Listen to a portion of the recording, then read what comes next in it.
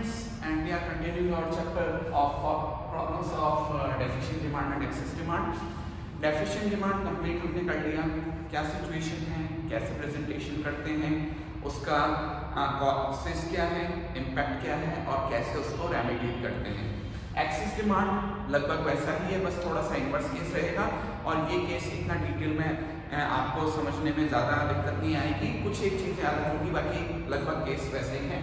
तो excess demand का मतलब क्या होता है, AD is more than what is required for fuller utilization of resources, means ADP is much greater than ADF, या फिर इसको मैं कहूँ AD is greater than AS।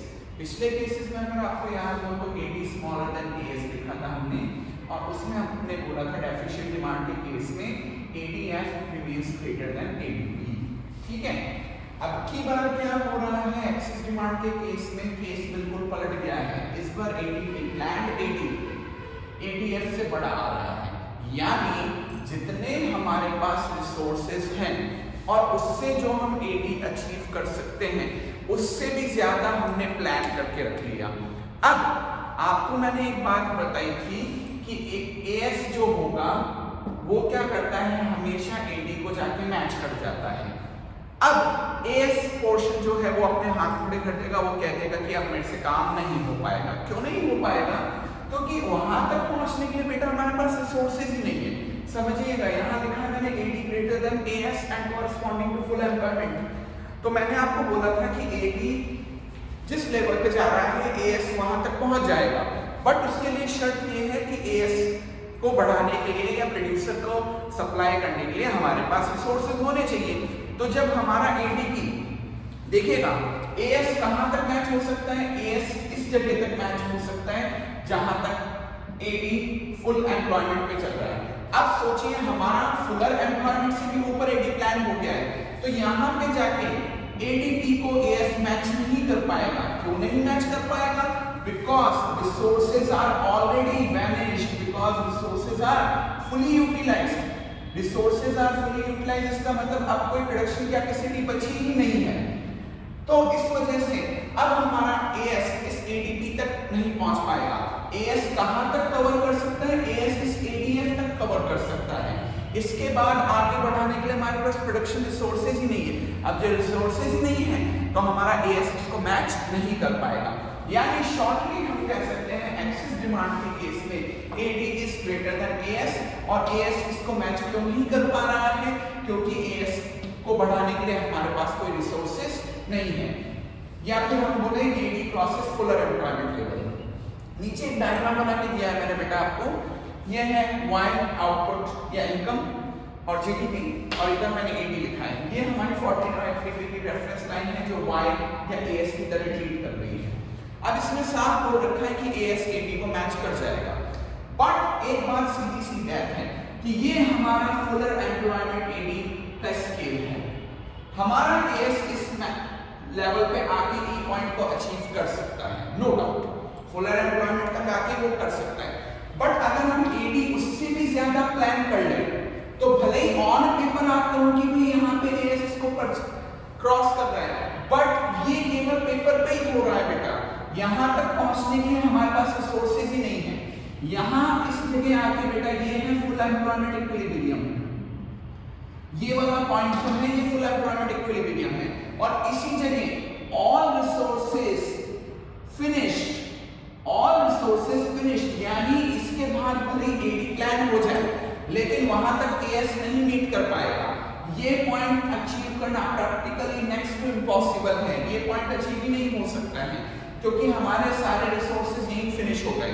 तो इसी वजह से यहाँ पर जो GDP आ रहा है दैट इज OQ, एक स्टैटिक GDP बन जाएगा, और स्टैटिक GDP हमारे एक्सेस डिमांड के केस का एक मेजर रिजल्ट होता है।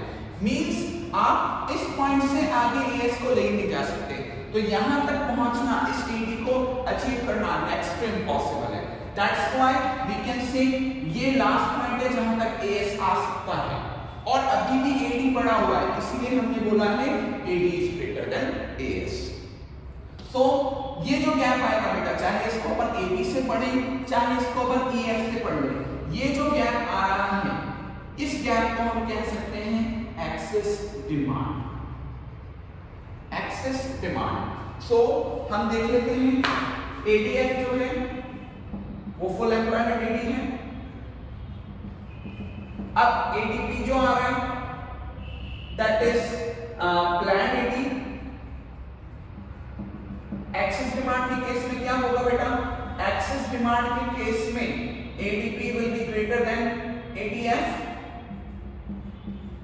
ADP will be greater than ADF and that's why it is not achievable, क्योंकि ADF तक आते ही हमारे सारे रिसोर्स खत्म हो जाएंगे। जैसे ही हम इस ई पॉइंट पे आएंगे हमारे सारे रिसोर्सेज खत्म हो चुके होंगे, तो इससे आगे हम AS बढ़ा ही नहीं सकते। हमने पहले बोला था AD के अकॉर्डिंग AS को हम ट्रीट आउट कर सकते, बढ़ा सकते, घटा सकते, बट उसके लिए रिसोर्सेज होना जरूरी है। जब मेरे सारे रिसोर्सेज ही यहाँ खत्म हो गए तो इससे आगे वाले पॉइंट को अचीव करना पॉसिबल ही नहीं है। यानी ऑन पेपर आपको ये जो पॉइंट दिख रहा है ना जहां पर AD और AS अपने को कट करता हुआ दिख रहा है, ये केवल ऑन पेपर पॉइंट पॉसिबल है। थियरी में और प्रैक्टिकल लाइफ में ये पॉसिबल ही नहीं है क्योंकि मेरे सारे रिसोर्सेज खत्म हो चुके हैं।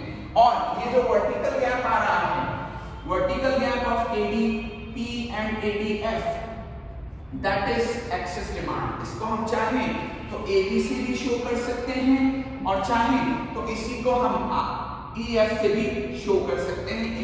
ए भी करके पढ़े आप या EF करके पढ़े, बात एक ही मानी जाएगी। सो ये आपका एक एक्सेस डिमांड का डायग्राम हो गया और बेसिक थ्योरी हो गई। अब देखिएगा जैसे आपके डेफिशिएंट डिमांड के केसेस थे, उसके कॉजेस थे, वैसे के वैसे ही आपके AD के भी एक्सेस डिमांड के भी कॉजेस होंगे। एक्सेस डिमांड के केस में AD बढ़ा हुआ है, ठीक है, तो उसके कॉजेस हो सकते हैं इनमें से कोई सा भी एक, C का इंक्रीज होना या फिर G का इंक्रीज होना या फिर I इंक्रीज किया हुआ हो सकता है, एक्सपोर्ट्स इंक्रीज किए हुए हो सकते हैं, M यानी इंपोर्ट्स घटे हुए हो सकते हैं। और इसको अगर अपन टैक्स रेट से कनेक्ट करें तो टैक्स रेट रिड्यूस की भी हो सकती है। शॉर्ट में देख लेते हैं एक बार। सबसे पहले C इंक्रीज किया हुआ हो सकता है। देखिएगा मैं आपको बता रहा हूँ सारे पॉइंट्स का एक साथ होना जरूरी नहीं है, इनमें से कोई एक पॉइंट भी एक्टिवेट हो सकता है। ओके, C इंक्रीज होने के पीछे रीजन ये है कि person is more interested in consumption. They want to consume more. That means उन्होंने APC और MPC को हाई कर रखा है और सेविंग्स की प्रोपेंसिटीज को यानी APS और MPS को फॉल करा रखा है। इसके पीछे एक मेजर रीजन है कि उनके पास मनी सप्लाई है, उनके पास मनी की अवेलेबिलिटी है। मनी सप्लाई इंक्रीज होना या अवेलेबिलिटी होना, इसके कॉजेस के पीछे एक मेजर रीजन है जो मैं आपको आगे भी बताऊंगा। सो AD राइज किया हुआ है, इंक्रीज्ड है, उसके पीछे एक मेजर रीजन है C का इंक्रीज होना, इसके पीछे पर्सन की APC और MPC का राइज किया हुआ होना एक रीजन हो सकता है और सेविंग्स की प्रोपेंसिटीज का कम होना एक इसका रीजन हो सकता है। ओके, सेकंड पॉइंट आते हैं हम बेटा, जैसे I इंक्रीज किया हुआ है। अब I इंक्रीज कब होता है बेटा? जब मार्केट इज शोइंग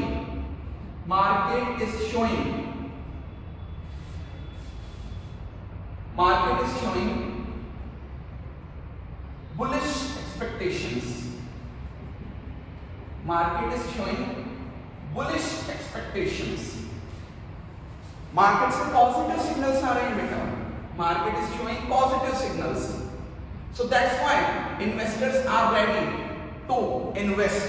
और I इंक्रीज किया हुआ है और उसकी वजह से AD इंक्रीज किया हो सकता है। मैं अगेन बार-बार बोल रहा हूं सारे पॉइंट्स एक साथ एक्टिवेट होना जरूरी नहीं है, इनमें से कोई एक भी हो सकता है या दो भी हो सकते हैं। तो एक्सेस डिमांड के केस में AD का फैक्टर I इंक्रीज किया हुआ हो सकता है। इसके पीछे रीजन है कि market is showing bullish expectations या मार्केट बुलिश मार्केट चल रहा है, पॉजिटिव सिग्नल्स आ रहे हैं, इसलिए इन्वेस्टर्स इन्वेस्ट करने को तैयार बैठे हुए हैं। तीसरा मेजर रीजन हो सकता है कि G इंक्रीज किया हो। G में गवर्नमेंट का कंजम्पशन एक्सपेंडिचर भी है, गवर्नमेंट का इन्वेस्टमेंट एक्सपेंडिचर भी है, ये दोनों एक्सपेंडिचर्स इंक्रीज किए हुए हो सकते हैं या इनमें से कोई भी एक फैक्टर इंक्रीज किया हो सकता है जिसकी वजह से G इंक्रीज्ड है और G इंक्रीज होने की वजह से आगे जाके AD इंक्रीज हो रहा है। Next point is export is increased. हमारे कंट्री के एक्सपोर्ट्स बढ़े हुए हैं because producers are getting better prices in foreign market. That's why they are exporting the product rather than in domestic economy. And number 5 इसका एक reason हो सकता है एम का फॉल होना, इंपोर्ट्स फॉल किए हुए हो सकते हैं। इंपोर्ट्स के फॉल होने के पीछे रीजन हो सकता है कि प्रोडक्ट इज एक्सपेंसिव